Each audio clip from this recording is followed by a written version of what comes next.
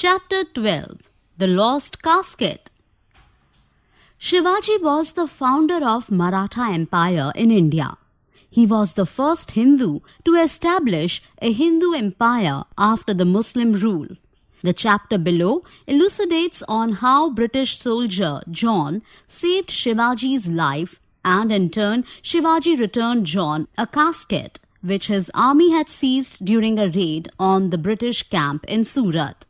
Shivaji once attacked the city of Surat, which was under the Mughals then. The Englishmen who lived in Surat fled for safety. Though they escaped, their belongings were taken away. The attack shook Adam Smith and his nephew John. Adam Smith was particularly upset because he had lost what he valued most, a small gold casket containing a beautiful picture of his dead wife, inlaid with rubies and diamonds.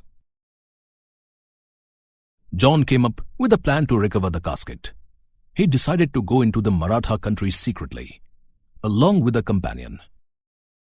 Many days later, they overtook a train of bullock carts carrying all the spoils of War of Rajgarh.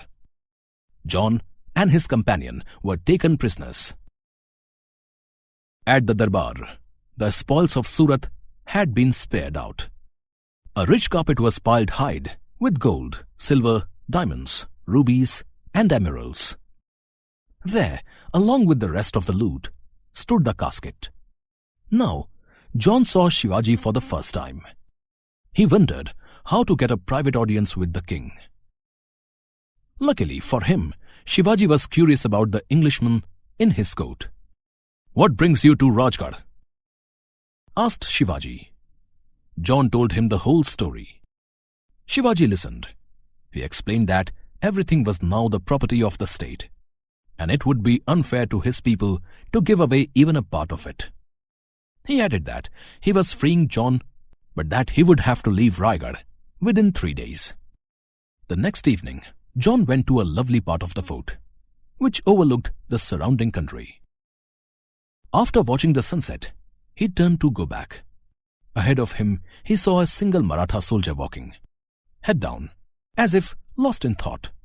The next minute, John realized with shock that the soldiers were being stalked by 3 men.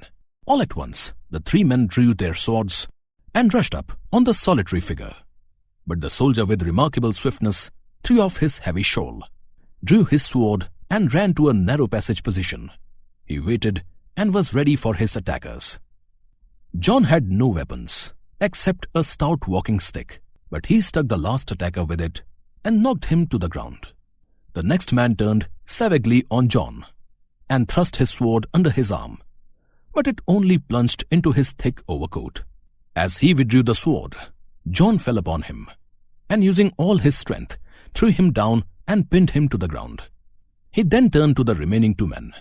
To his surprise, he found that the lone Maratha soldier was none other than the great Shivaji himself, though his enemy was taller and stronger. Shivaji was able to make up for this by the quickness of his movements and his wonderful skill with his sword, the famous Bhavani. It flashed like lightning, and he soon drove it through the heart of the attacker. Shivaji turned to John, who rose to his feet to greet him. The man beneath John took advantage of this, leapt to his carpet, and attacked Shivaji, but he lost his balance and fell over the parapet to be rocks below. A smile lit up Shivaji's face as he looked at John. "You have saved my life today, and thereby prevented a tragedy.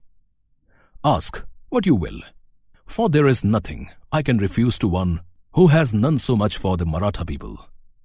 At the Darbar next morning, the casket